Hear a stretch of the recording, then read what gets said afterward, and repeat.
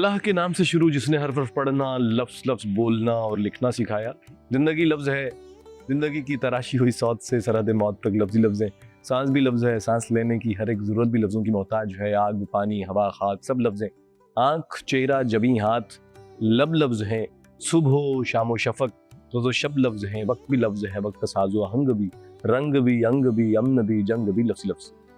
फूल भी लफ्ज़ है, धूल भी लफ्ज़ लफ्ज़, कातिल भी हलस मकतूल भी, लफ्ज़ी खून बहा, लफ्ज़ दस्ते दुआ, लफ्ज़ दर्ज़ समा। सुबह फसले बहारां भी एक लफ्ज़ है, रौनक़े बज़्म यारां भी एक लफ्ज़ है, महफ़िल दिल फिगारां भी एक लफ्ज़ है, मैं भी एक लफ्ज़ हूँ, तू भी एक लफ्ज़ है। आके लफ्ज़ों की सूरत मिलकर फ़िज़ाओं में बिखर जाए हम, एक नया लफ्ज़ तख़लीक़ कर जाए हम। जी हाँ, मोहसिन नकवी की ये नज़्म जो मेरी किसी भी शो का तराना बन चुकी है, उसके साथ हिदायत सायर का सलाम, इस दुआ और उम्मीद के साथ कि आप ठीक होंगे, खुशबाश होंगे और अपने तमाम तर मामलात और मामूलात को अच्छे से अंजाम देते हुए यहाँ तक पहुँचा रहे होंगे जहाँ मैं आपके सामने बैठा हूँ कैफ़े अदब में। जी बिल्कुल, कैफ़े अदब की जब बात होती है तो यकीनन इस कैफ़े में वही लोग आते हैं जिनका अदब से गहरा ताल्लुक़ होता है, जो अदब के हवाले से जाने पहचाने जाते हैं, जिनके शब रोज़ अदबी खिदमत में गुजरते हैं, जिनके तमाम तर मामलात और मामूलात अदब के गिर्द घूमते हैं, जिनकी ज़िंदगी का हर दायरा एक नुक्ते से शुरू होकर जब दूसरे नुक्ते पर पहुँचता है तो उसके दरमियान भी अदब होता है और उसके अतराफ़ भी अदब ही होता है। तो यकीनन वो तमाम मेहमान जो इस प्रोग्राम का या इस कैफ़े का या इस बैठक का हिस्सा होते हैं, वो यकीनन हमारे लिए बहुत मोहतरम है और आप भी चाहते हैं आप उनसे जुड़ सकें, उनसे बात कर सकें, जान सकें उनकी तख्लीक़ात के बारे में, वो तख्लीक़ात जो उनके शब रोज़ की रियाज़त का नतीजा होती हैं।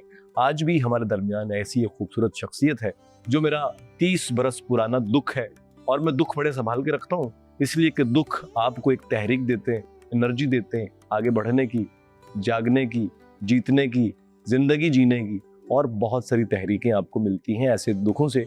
और उन दुखों को मैं हमेशा अपना दोस्त मानता हूँ, जो मेरे बहुत करीब होता है मैं उसे अपना दुख कहता हूँ। ये अजीब बात है ना? तो आज भी एक ऐसा ही दुख है जिसकी एक किताब शेरी मजमू आ चुका है मंज़र आम पे। बज़ाहिर तो वो एक शायर है, लेकिन उसकी शख्सियत की बहुत सारी जिहात हैं। वो एक तरफ शायर है, एक तरफ स्क्रिप्ट राइटर है, एक तरफ गीत निगार है, एक तरफ डॉक्यूमेंट्री राइटर है, एक तरफ जो है वो मोटिवेशनल स्पीकर है और ट्रेनर है और बहुत सारी जिहातें, नॉवल निगार है, बहुत सारी जिहातें। एक किताब उसकी इमरान की शायरी के नाम से मंज़र आम पे आ चुकी है। 5 किताबें जिनमें 2 शेरी मजमू हैं, एक नज़्म का और एक गज़ल का, और 3 नॉवेल जो हैं वो बिल्कुल तैयार हैं, किसी भी लम्हे आपके हाथों में आया ही चाहते हैं। सो मैं चाहता हूँ कि अब इस तमहीद को ज़रा क्लोज़ करते हुए आपको अपने उस मेहमान की तरफ लेके जाऊँ जो कैफ़े अदब में आज हमारे साथ मौजूद हैं। जी बिल्कुल, इमरान शमशाद नरमी। हिदायत, मैं खैरियत से हूँ, आप कैसे मिजाज आपके? अल्हम्दुलिल्लाह। तो बहुत अच्छा लग रहा है कि ये आपने वक्त निकाला फाइनली और आज आप यहाँ पर आ गए। तो मुझे सवाल तो कोई नहीं करना आपसे, बस मैं जानना चाहता हूँ कि जब मैं कहता हूँ कि एक शायर, एक स्क्रिप्ट राइटर, एक गीत निगार, एक मोटिवेशनल ट्रेनर, बल्कि टीचर भी हैं आप, पढ़ाते भी हैं आप, फिर जामियात में आप मीडिया पढ़ाते हैं, तो इमरान पहले क्या है ये जानना चाहता तो हूँ। पहले ही सवाल आपने ऐसा कर दिया है कि देखें, बात ये है कि हम कोई भी शोबा उठाते हैं या किसी भी फन में जाते हैं तो उधर हमें एक ठप्पा लगा दिया जाता है, आप ये हो, आप मैकेनिक हो, आप शायर हो, आप डायरेक्टर हो, आप प्लम्बर हो, आप प्लम्बर हो, आप नाई हो, फला फला।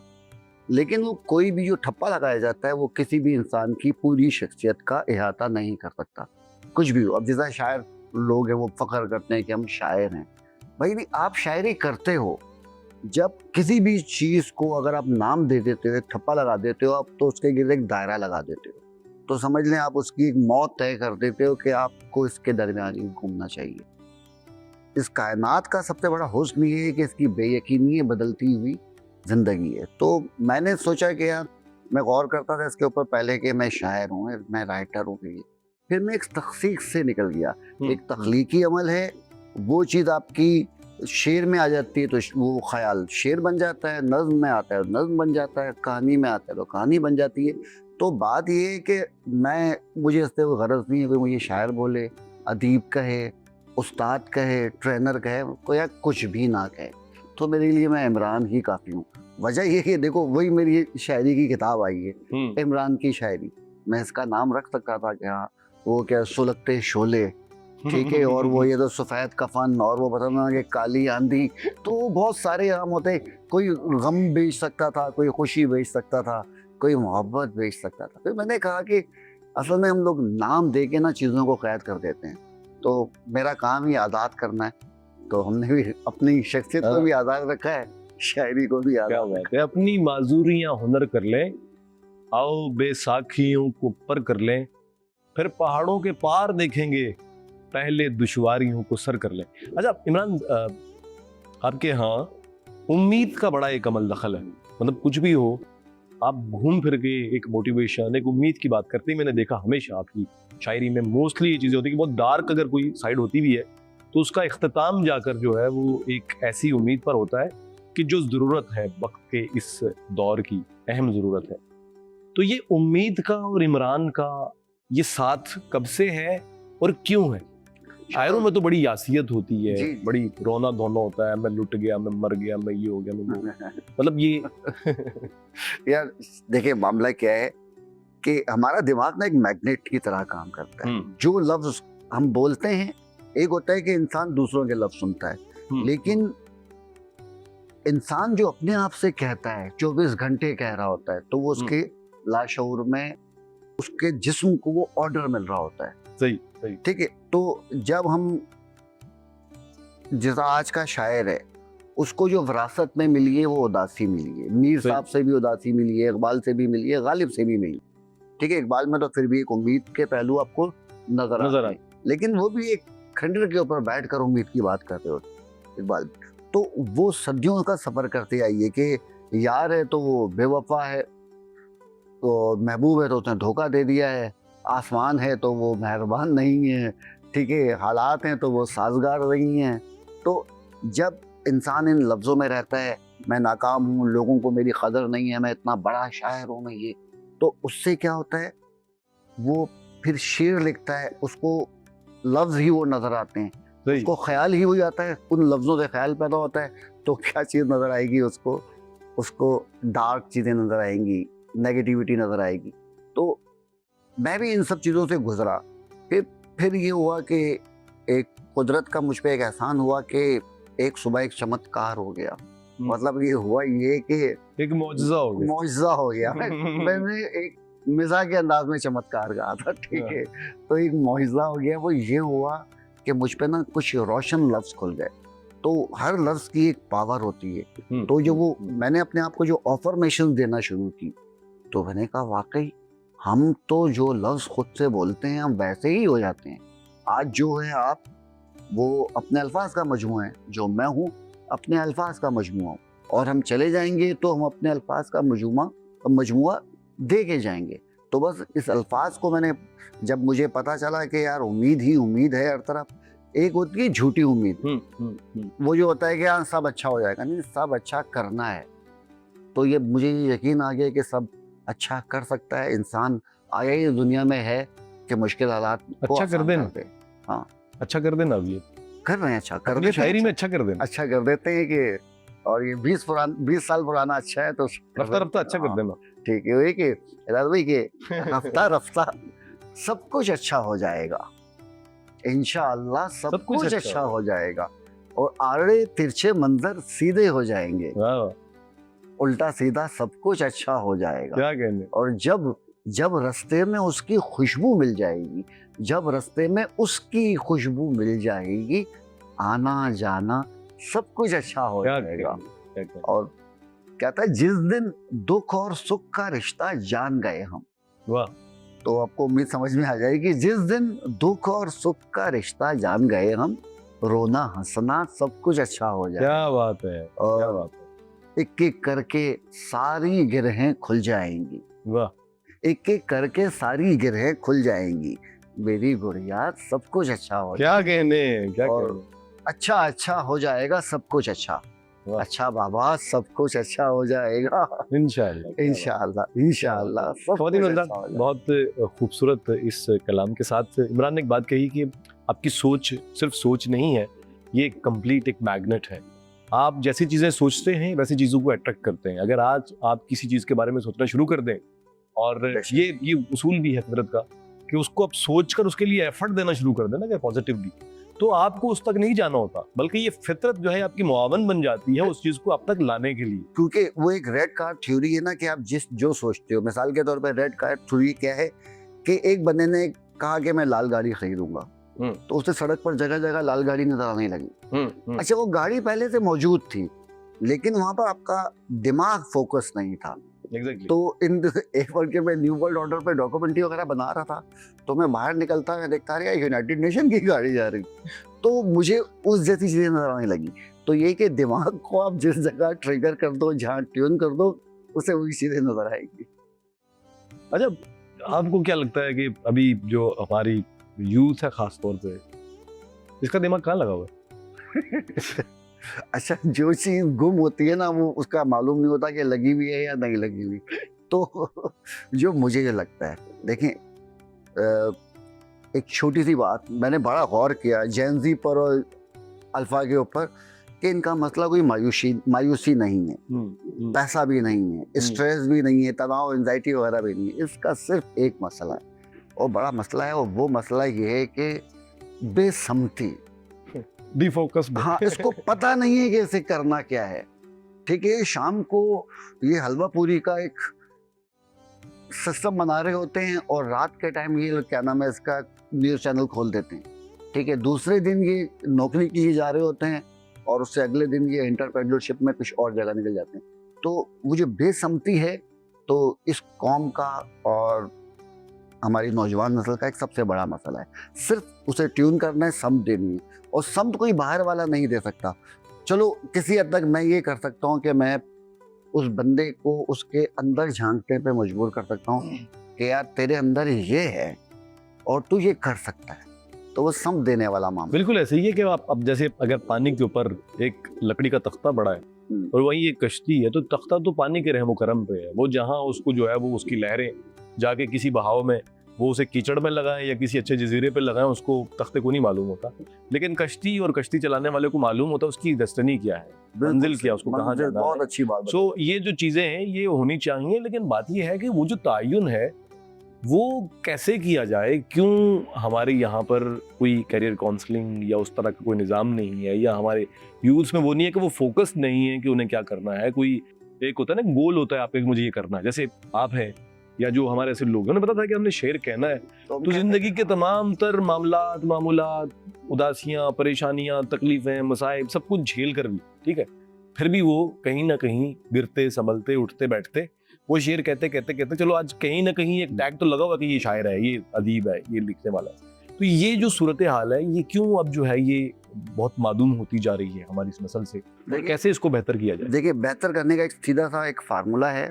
कोई भी जो नाज़रीन अभी जो सुन रहे हैं मुझे, मैं उनको कुछ टिप्स दे देता हूँ। बिल्कुल ठीक है कि पहले तो आप अपने आप को जज करेंगे ना, एक सीधा सा फार्मूला है, जिस काम में आपका जी लगता है या जो काम करते हुए आपको टाइम एंड स्पेस का पता नहीं चलता, इस कौम का जी तो सिर्फ आशिकी माशिकी में लगता है। करो, उसी में कोई बड़ा नाम कर दो, कोई हीर रांझा बन जाए, कोई सती पन्नू बन जाए, कोई शाह मुरीद और आंटी बन जाए, वो भी नहीं कर पाते। देखिए, मसला ये है कि इश्क करने के लिए ना एक बड़ा आदमी चाहिए, ये छोटे मोटे कमजोर लोगों का काम नहीं है। ठीक है, इश्क मांगता है बड़ी कुर्बानी, तो कोई बड़ी कुर्बानी के लिए तैयार है, कोई कुर्बानी के लिए तैयार नहीं, हासिल करने के लिए तैयार है। हमने एक लफ्ज रख दिया बेचा। हमारी जो एडवर्टाइजमेंट कंपनीज ने, लोगों ने, मीडिया ने इस इश्क लफ्ज को खूब बेचा है, और बड़ा मुनाफा बख्श लफ्ज है ये। तो मसला ये है कि एक तो बिकाऊ इश्क है, वो नहीं, आप इस इश्क को जाने तो ये है क्या। ठीक है, क्योंकि इश्क एक वाहिद चीज ऐसी है, चलो थोड़ा सा माइंड साइंसेस हो जाए, इसमें एक बड़ी पते की बात है यार, कर देंगे। इश्क एक वाहिद चीज है, हमारे जो दिमाग के अंदर एक सिस्टम है, वो जो हमें खौफ का जो सिस्टम है, जो हमें रोकता है किसी भी काम से। इश्क एक वाहिद चीज है कि उसकी वो शदीद मुखालफत करता है मिलता, और जो इश्क करने वाला है ना, वो पूरा मुकाबला करके उसकी पहली शिकस्त देता है वो खौफ को। जो इश्क इतनी बड़ी चीज है, वो आपको खौफ से निकाल देता है, दुनिया और आखिरत के खौफ से निकाल देता है, निडर कर देता है।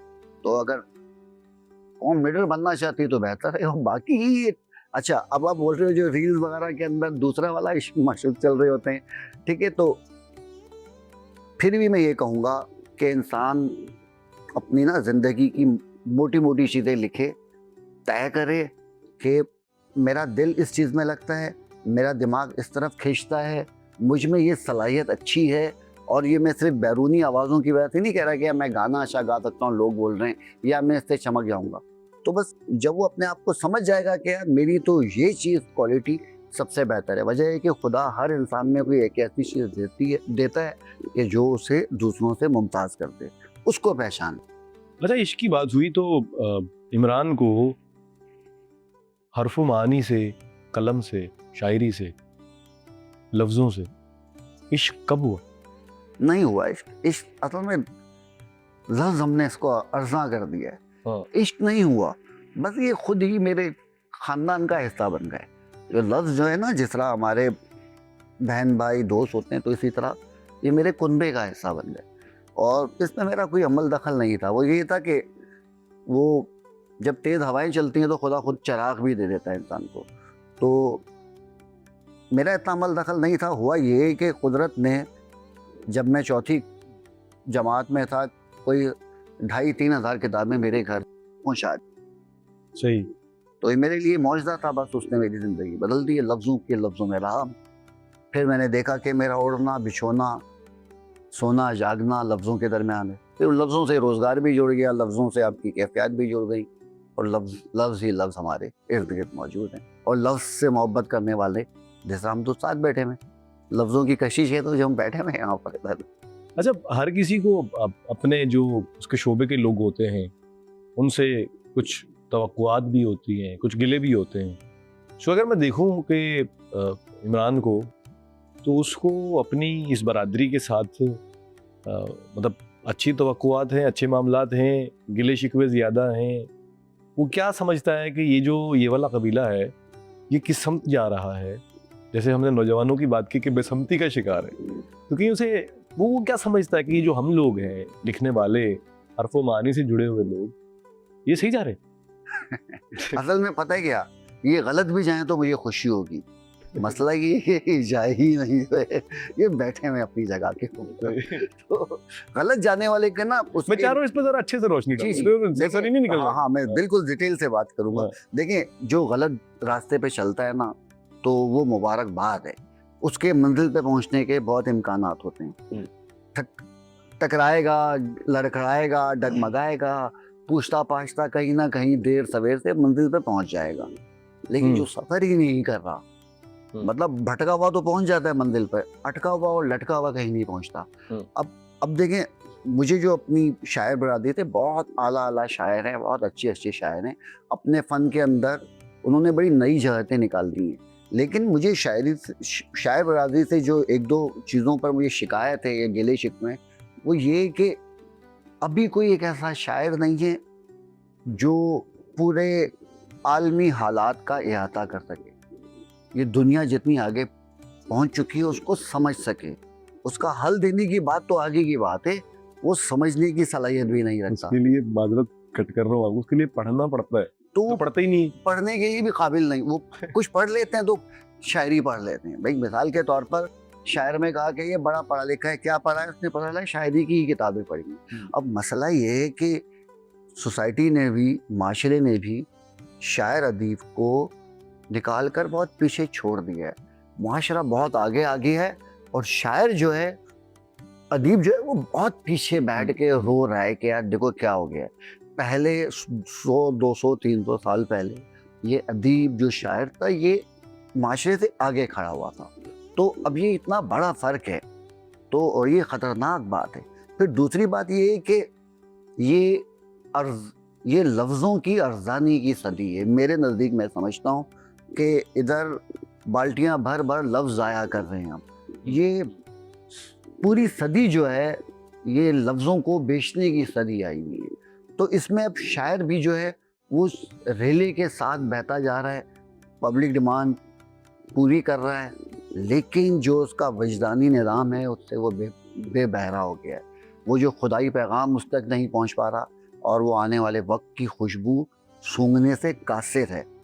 तो ये एक बहुत बड़ा तो खतरा है। क्या वो वजदानी पैगाम, जो वजदानी एक कैफियत थी एक शायर के साथ, जो उसको शायर बनाती थी, अदीब बनाती थी, उसके बगैर क्या वो अपने मनसब पे कायम रहने के उसमें होता है कि वो रह सके वहाँ? वो वजदानी कैफियतों में अभी भी मौजूद होता है। अच्छा, चूंकि ये मौजूद जो है, ये वजदानी कैफियत वाला मौजूद जो है, चूंकि बड़ा वो है, इस पे हम डिटेल बात करते हैं। यह वक्त हुआ एक ब्रेक का।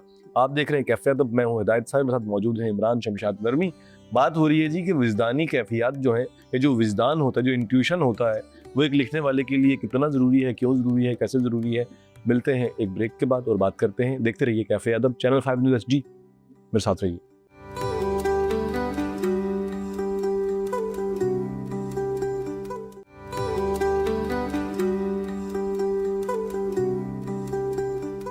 वेलकम बैक जी, आप देख रहे हैं कैफे अदब, मैं हूं हिदायत साहिल और मेरे साथ मौजूद हैं इमरान शमशाद नरमी। ब्रेक से पहले बात हो रही थी कि जो विजदानी कैफियत होती हैं, जो इंट्यूशन होता है उसका और एक लिखने वाले का कितना आपस में बामी ताल्लुक होता है, वो कितना ज़रूरी होता है, उसके बगैर क्या कुछ हो सकता है या नहीं हो सकता। तो इमरान, यार मुझे जो, मैं अपने तजुर्बात के बारे में बताता हूँ कि जो वजदान जो है, जब आप इसके दरवाजे का ताला खोल देते हैं तो आपके पास हर वक्त हर लम्हा ख्यालात का अंबार आता है, सही पैगाम आपके पास आते हैं। लेकिन ये है कि आपका ध्यान, आपका फोकस, आपकी तवज्जो, आपका इर्तिकाज़ होना चाहिए। ठीक है, अच्छा, जब वो बेशक वो लाशऊर से आए या खुदा की तरफ से वो पैगाम आए, तो जब हम उसके लिए राज़ी नहीं होते, हम तख्लीकी जो सलाहियत है वो कहीं और खर्च कर रहे होते हैं, तो फिर क्या होता है, फिर शेर जो है ना वो दुनिया की आवाज़ों से गूंज के बाहर आ रहा होता है। आप नया कहने की सलाहियत खोते जाते हैं और खो भी रहे हैं हम लोग। ठीक है, तो बस ये चीज़ें। बाकी ये कि मुझे लगा जैसा शायर बरादरी के साथ मामला है कि वो जो लफ्ज़ घड़े, फिर उस पर ईमान लेके आ गए, फिर उसी में फंस गए, अब उससे निकलने की कोशिश करते हैं उन्हीं लफ्ज़ों से। तो शायर बरादरी उर्दू अदब की है कि वो लफ्ज़ों में घिर चुकी है। ख़ास तौर पे जो सदियों से जो फ्रेम बन गए ना, 4 फ्रेम दे दिए आपको उर्दू अदब ने। ठीक है, एक चाक है तो चाक के इर्द गिर्द की चीज़ें आप बात करोगे, कोज़े की बात करोगे, गिलोला की बात करोगे। ठीक है, दूसरा आ गया आपका बाग है तो वो फूल है, उधर तितली है, उधर कांटे हैं, तो पूरा उसका एक आ गया। इधर सहरा आ गया तो सहरा के लवाजमात आ गए, फिर महफिल आ गई तो शम्मे महफिल आ गई, यार आ गए, अगयार आ गए, फिर वो चिलमन आ गई, महबूब का देखना आ गया तिरछी नजरों से। ठीक है, तो इससे आगे है ही नहीं, कोई नई दुनिया देख ही नहीं रहे। जो शेर कह रहा है इसी फॉर्मेट में कह रहा है। दुनिया बदल गई है और वो दरिया बहुत आगे जा चुका है, लेकिन हम अभी तक, आज भी आप बताओ कुज़े पे कितना शेर मौजूद है, चाक पर कितना शेर मौजूद है। क्या आपके बच्चों ने चाक देखा है या मेरे बच्चों ने देखा है? वो लफ्ज़ ही हम नापैद होते जा रहे हैं। तो ये कि हम नई चीज़ें कबूल नहीं करते, हम पुराने अंदाज से। अब मीर साहब ने 300 साल पहले जो शेर कह दिया उन्होंने। ठीक है, वो आज इस दौर में पैदा होते, अगर इस शो में बैठे हुए होते तो उनका कोई शेर वो नहीं होता जो 300 साल पहले कहा था, वो आज का शेर कहते। लेकिन हम उसी शेर में, एक लिखने वाला जो है वो अपने असर का रोजनामचा छापता है, बेसिकली अपने असर को लिखता है और अपने असर में मौजूद चीजों को और आने वाले इम्कान की बात करते हैं। बिल्कुल एक गलती कर देते हैं। हम यहाँ पर सिर्फ अपना असर लिखने के लिए नहीं आए, कि मौजूदा अहद लिखने के लिए नहीं आए। हाँ, हम वो लिख लिया जाता है क्योंकि हम उस असर में, उस अहद में पैदा हुए हैं, तो हम जो अपने अंदर की बात लिखेंगे तो वो भी एक असरी मंजरनामा तश्कील देगी। तो बस वो सच्चाई चाहिए जो मेरे अंदर से निकले, मुझे तो वो चीज़ पेश कर दी।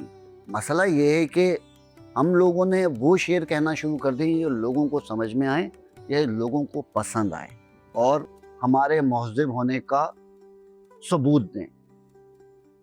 तो इस चक्कर के अंदर जब हम ये टारगेट ऑडियंस का इंतखाब कर लेते हैं तो आपकी शायरी भी वैसी हो जाती है। अच्छा, महज़ब होने का सर्टिफिकेट लेने की आप बात कर रहे हैं। असर हाज़िर में जो अदबी फ़िज़ा बनी हुई है, जिस तरह के लोग हैं, तो कहीं खुद आपको लगता है कि ये महज़ब और तहज़ीब याफ्ता लोग हैं जो चल रहे हैं अभी? मतलब देखिए, बिजनेस, मैं इस चीज़ को थोड़ा सा यूँ समझिएगा जिस तरह आज का मुशायरा है, हमने 7 मुशायरे पढ़े हैं, सैकड़ों मुशायरे साथ पढ़े हमने, ऐसे ही ना हिदायत। हाँ। तो मजमूई सूरत हाल आप मुझसे बेहतर जानते हैं मुशायरे की। अच्छा, मैं ये देखता हूँ कि एकदम कोई एक शख्स चमकता है, इन्वेस्टमेंट होती है उसकी, सोशल मीडिया उसका सामने आता है, एकदम वो सामने आता है, लाखों लोगों तक आता है, मुशायरे पढ़ता है, एकदम गायब हो जाता है, फिर लोग भूल जाते हैं, फिर कोई एक और किरदार आता है, सामने उठता है।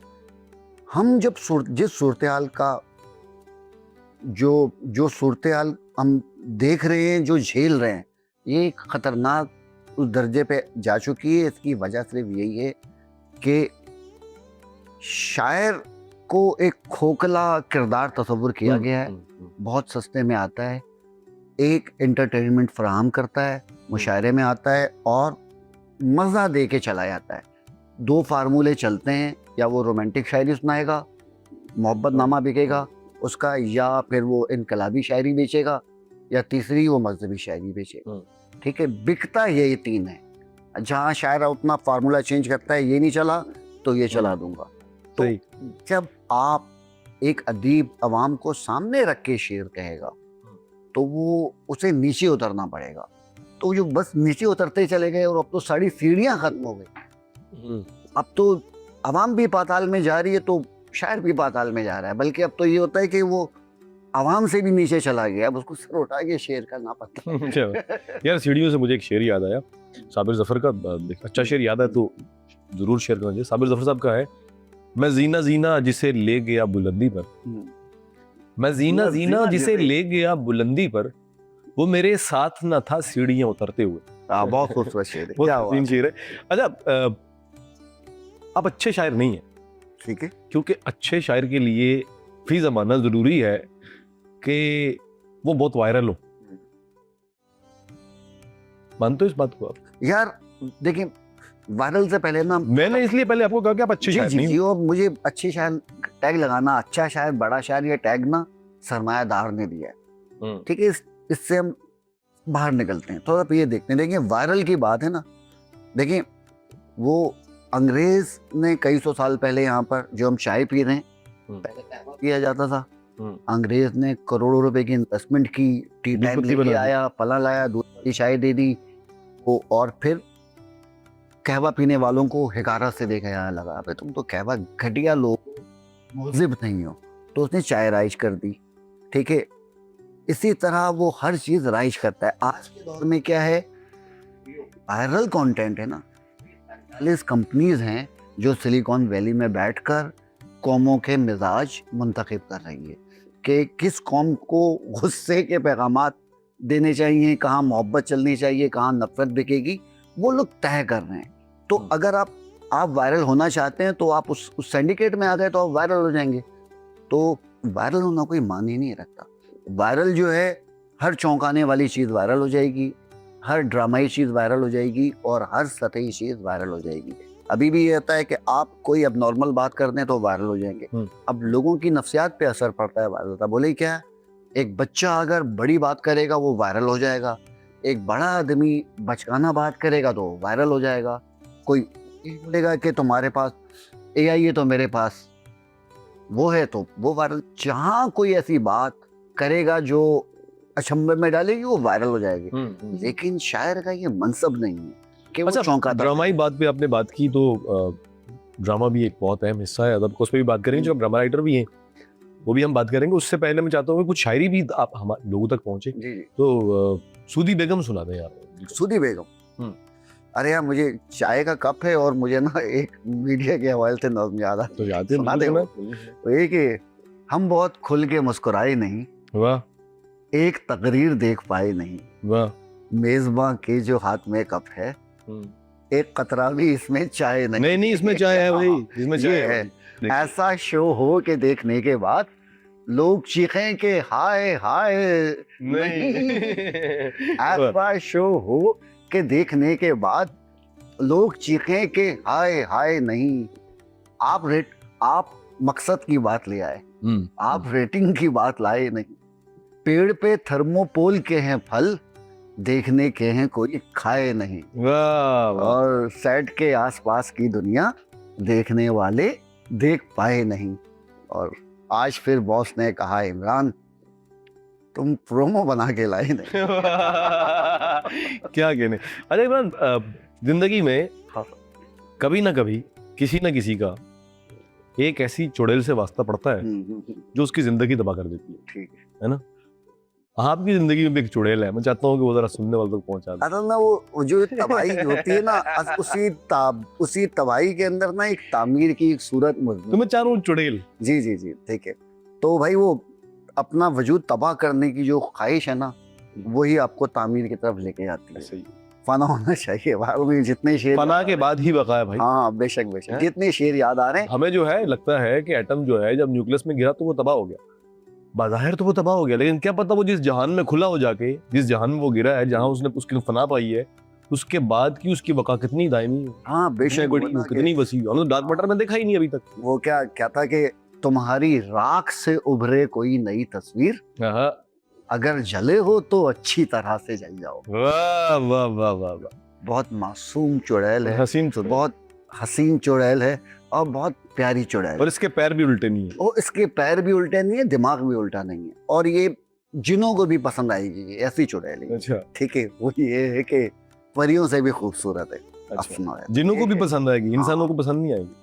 भी कहा का है ना, इसका मतलब है इंसानों को तो पसंद आएगी। इंसान को पसंद आएगी। हाँ हाँ। असल में देखिए, सुनाता हूँ। चेहरे पे भी नकाब नहीं दे रही चुड़ैल। वाह। अच्छा जो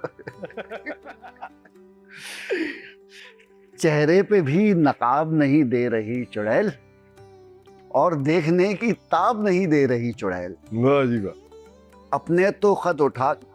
अपने तमाम खत तो उठाकर चली गई, वाह।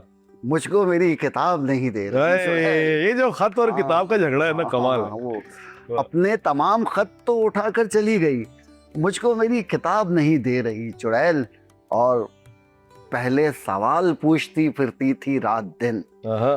पहले सवाल पूछती फिरती थी रात दिन, अब कोई भी जवाब नहीं दे रही चुड़ैल। हाय हाय, अब कोई भी जवाब नहीं दे रही चुड़ैल।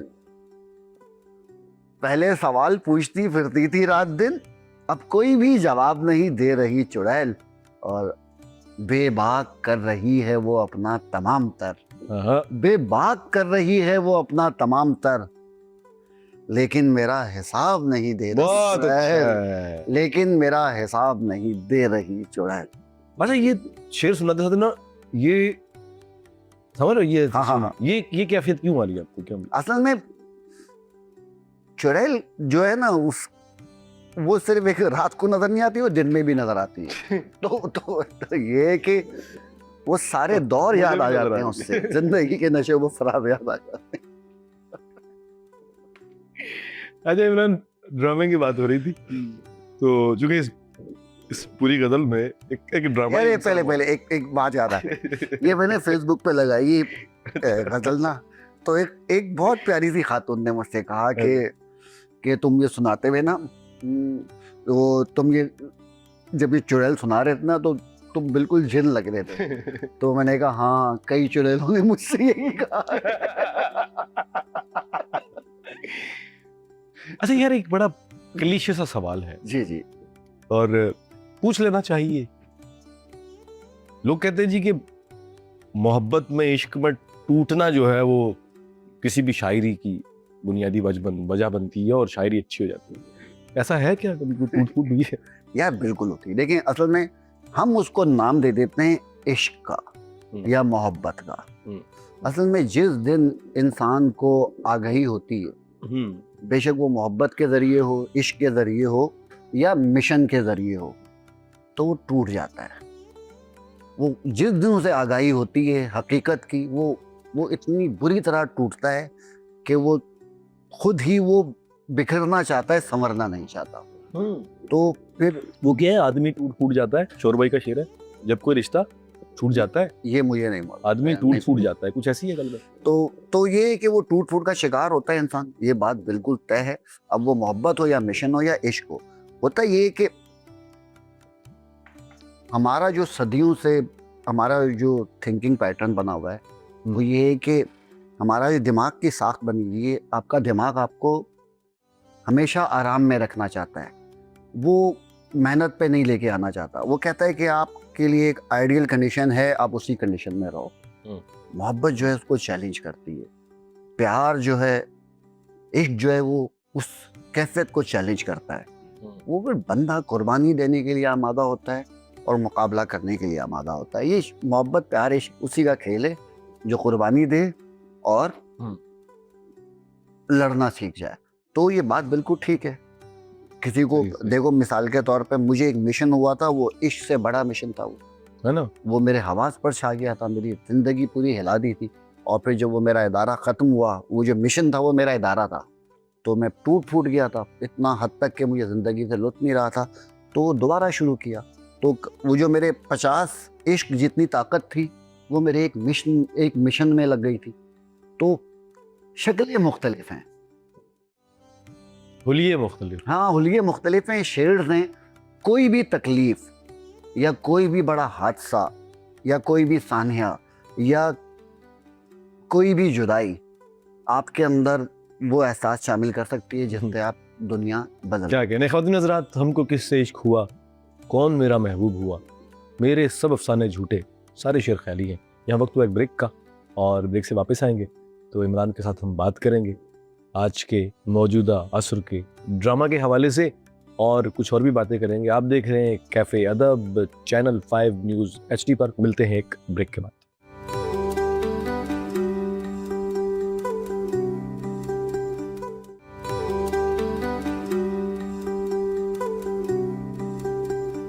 वेलकम बैक जी, आप देख रहे हैं कैफ़े अदब। मैं हूं हिदायत सायर, और ब्रेक से पहले की गुफ्तगू के दौरान मैंने कहा था कि वापसी आएंगे तो हम ड्रामा के हवाले से बात करेंगे। इमरान, हमारा ड्रामा जो है वो बहुत एक तहजीबी, एक रवायती, और जिसे कहते हैं ना कि एक तख्लीकी, एक बड़ा एक उसका ख़ास एक जिसे कहते हैं ना कि ऑरा था उस ड्रामे का। और पूरे बर्रे सग़ीर में जहाँ जहाँ उर्दू बोली और सुनी जाती है, समझी जाती है, वहाँ ड्रामे का एक बड़ा एक करिश्मा था। अभी हमारा ड्रामा जो है, मुझे ऐसा लगता है कि वो एक अजीब से ग्लैमर में दाखिल हो चुका है, जो हमारे अतराफ़ के मौजूद मसाइल को बहुत ज़्यादा फैंटेसाइज करके या तो बहुत हाइट पे ले गया है या बियॉन्ड द थॉट्स ले गया हुआ है। तो क्या लगता है आपको कि ड्रामा हमारा जो है वो इस वक्त हमारी जो ज़रूरियात हैं उनको पूरा कर रहा है, या वो असल में ड्रामा ही हो? ड्रामा ही बातें करूँगा ड्रामे के हवाले से। मैं तो वो ये कि मेरा जो ड्रामे के, देखें, ड्रामा जो बुनियादी ड्रामे में चीज़ है वो है कॉन्फ्लिक्ट। तो हम जो कॉन्फ्लिक्ट मुंतखब कर रहे हैं वो इतने सतही और इतने यूँ समझ लें कि हल्के हैं कि आप उस पर आप हैरान हो जाओगे। उसकी वजह ये है कि टीवी मीडियम जो है ना, वो उसमें और आप में गैप बहुत ज़्यादा होता है। जैसा मोबाइल है, मोबाइल की स्क्रीन आप बिल्कुल सामने रखते हैं ना, तो आपके और मोबाइल के दरमियान कोई तीसरी चीज़ हाइल नहीं होती, इसका इम्पैक्ट ज़्यादा होता है। टीवी जो है, ये घर का मीडियम है, सामने टीवी है, अब यहाँ से मैं देख रहा हूँ उसको, तो उसका जो कंटेंट है वो भी इस सतह का है कि जुमला कोई निकल भी जाए तो कहानी मुकम्मल रहेगी, सीन भी निकल जाए तो कहानी चलती रहेगी। तो इस चीज़ को सामने रख के जो मार्केटिंग है वो डिसाइड करती है कि लोग क्या देखना चाह रहे हैं, लोगों की उम्रें क्या हैं, हमें ये कंटेंट किसको बेचना है। जब हम कोई कमर्शियल बनाते हैं, आपको खुद पता है, या कोई ड्रामा लिखते हैं, तो ये पूरी बात होती है कि इसकी टारगेट ऑडियंस क्या है। तो अब ड्रामा टारगेट ऑडियंस में फंस जाता है। जब हम एक मखसूस तबके के लिए या मखसूस ग्रोह के लिए या मखसूस उम्र के लिए लिखते हैं तो आप बाउंड हो जाते हैं उसके अंदर। फिर आपको ना उसमें बहुत चालाकी हो गई ड्रामे के अंदर। देखिए, उनको 12 टूल मालूम हो गए। एक होता है कि 12 का फार्मूला ड्रामे के अंदर यूज होता है, यानी कि हर 3 महीने बाद, हर 3 मिनट बाद एक झटका देना है लोगों को, एक सिचुएशन मोड़नी है ताकि लोगों का ध्यान रखें। यानी कि एक ट्रैप है, खतरनाक ट्रैप है, आपका दिमाग उसमें एंगेज हो जाता है। ठीक है, वो जो पीटीवी का ड्रामा था, वो जो आहिस्ता आहिस्ता वो जो आपके हवास पर, आपके अक्ल पर, आपके दिल पर, आपकी रूह पर हुक्मरानी करने लगता था, वो ड्रामा अभी दूर हो गया है। उसकी वजह ये है कि हम कोई तजुर्बा नहीं कर पा रहे। अभी देखिएगा, आपका ड्रामा है, बताता हूँ, वो एक घर है, ये बेडरूम है, ड्राइंग रूम है, किचन है, लॉन है, छत है, आपकी लोकेशन खत्म। आप उस घर के अंदर सारे ड्रामे बना रहे हैं। यही फार्मूला बनाना है कि 90% सीन घर पे हों। आउटडोर सीन मुश्किल भी पड़ते हैं और उस लेवल के बनते भी नहीं है। मतलब एक दायरे के अंदर जो है, दायरा खींच के कहा इसके हाँ, अंदर बना लो जो अब बनाना है। इसके अंदर आप क्या बनाओगे? अब इसके अंदर राइटर को ही महदूद कर दिया, फिर उसके बाद राइटर क्या करता है, फिर वो उसको तकादा किया जाता है कोई ऐसी चीज़ हो जो टॉक ऑफ द टाउन बने। अब जब टॉक ऑफ द टाउन बनाने के लिए अब क्या करेगा राइटर? वो कहेगा रिश्ते तोड़ूं मैं, इस रिश्ते को इससे जोड़ दूं, इस रिश्ते को वाइट बोर्ड पे वो लिखता होगा नाम, ये खानदानियत है भी, इसको मैं किस तरह जोड़ूं?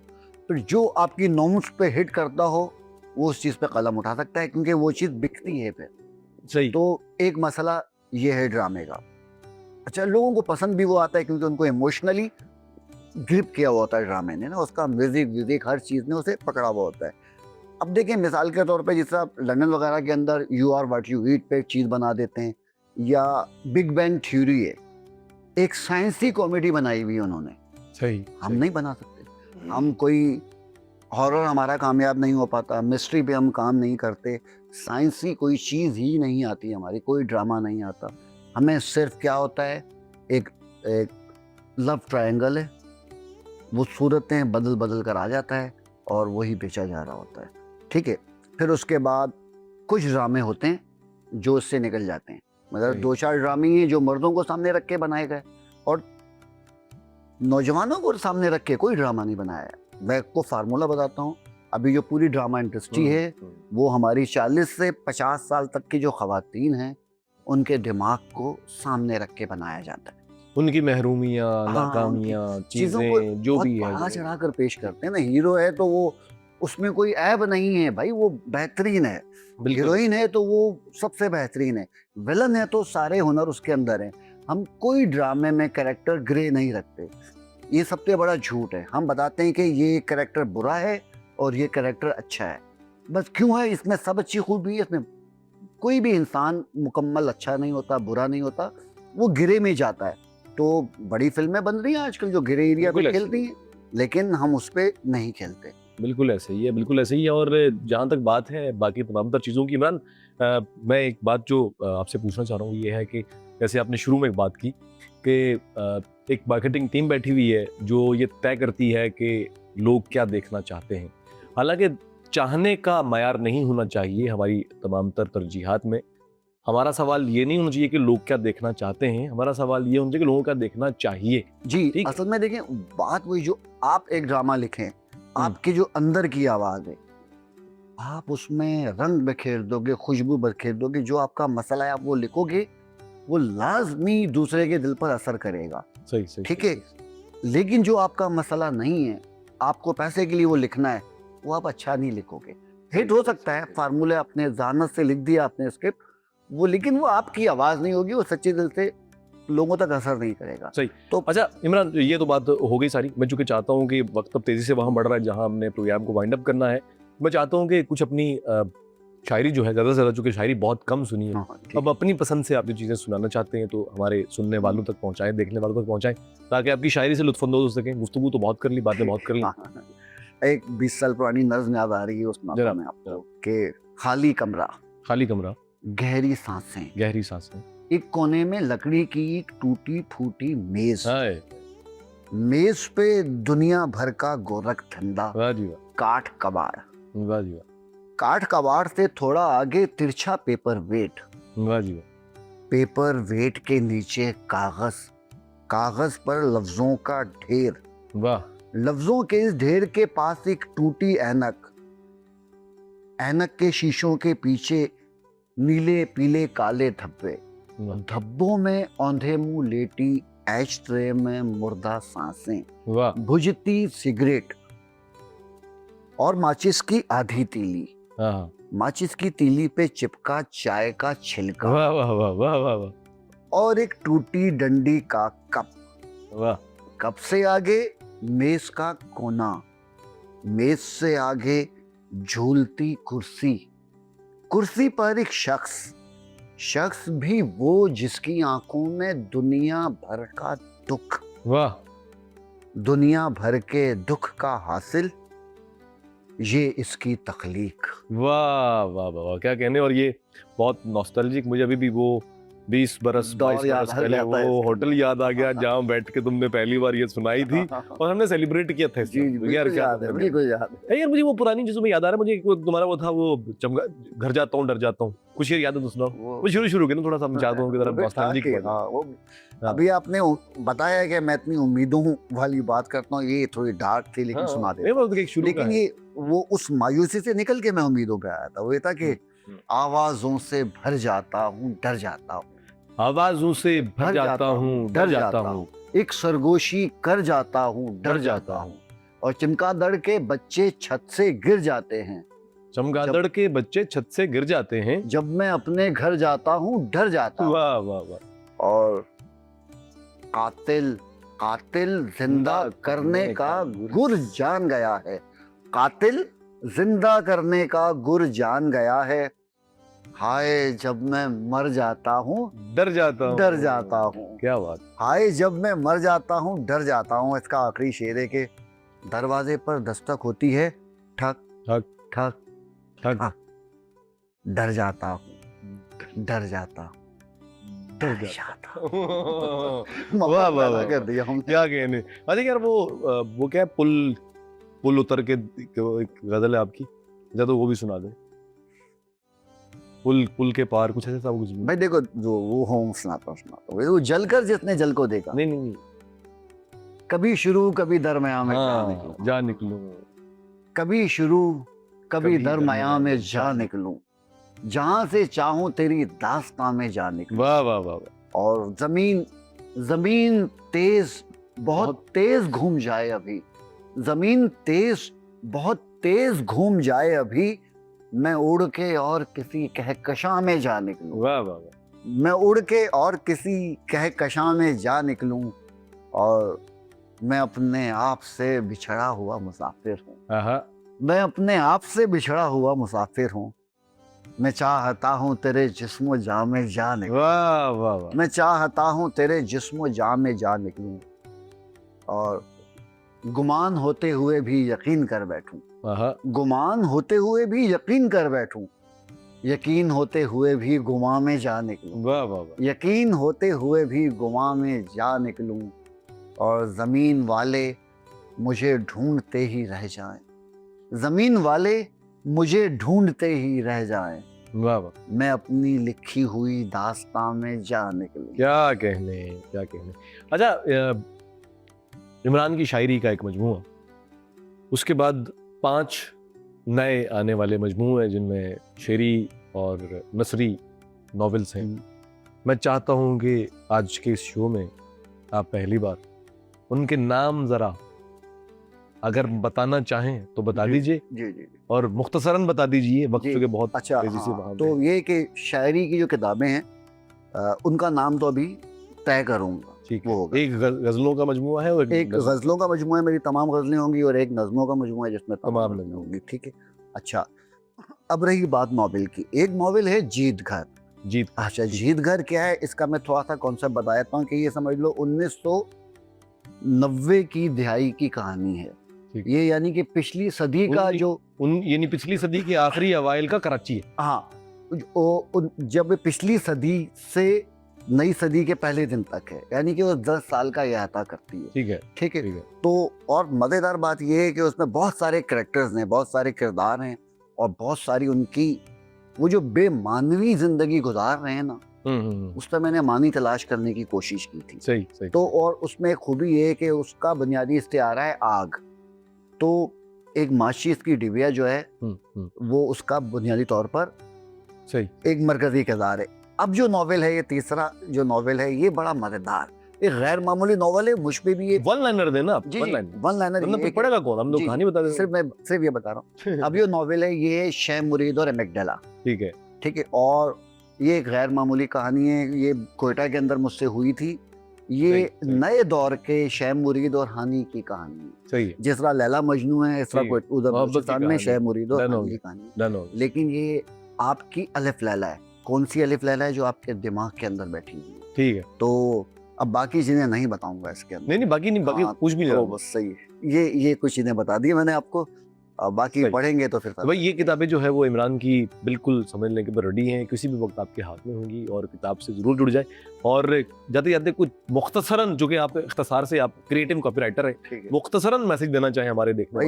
वालों शेर याद आ गए, जी, वो जी। सुना देता हूँ। वो जी। ये क्या वो था कि कैसी यकीन की आग गुमा भी नहीं रहा, को? हाँ, कैसी यकीन की आग गुमा भी नहीं रहा, वो राख उड़ चुकी वो धुआं भी नहीं रहा, वाह। वो राख उड़ चुकी वो धुआं भी नहीं रहा, और वो रास्ते वो मुश्किलें वो मंजिलें वो लोग ऐसे मिटे के नामो निशां भी नहीं रहा, वाह, वो तशनगा की भीड़ भी जाने कहाँ गई, हाँ, अफसोस तो ये है वो कुआं भी नहीं रहा। वाह, वाह, वाह। तो बस यार वो या तो आप प्यासे बन जाओ या कुआं बन जाओ, बस वाह, यही वाह, मेरा वाह। नून पैगाम गुन्ना के बगैर तालियां भाई तालियां। ख़वातीन और हज़रात, आप देख रहे थे कैफे अदब, मेरे साथ थे इमरान शमशाद नरमी। Thank you so much Imran. और यकीनन ऐसे मेहमानों के साथ गुफ्तगू, शायरी और तमाम तर उनके जो भी जिसे कहते हैं ना कि तख्लीकात हैं, वो आप तक पहुंचाने का सिलसिला जारी और सारी है। कैफे अदब आप देख रहे थे चैनल 5 न्यूज़ HD से, और कोशिश यही है कि आप तक अदब के उन तमाम लोगों को पहुंचाया जाए जो इस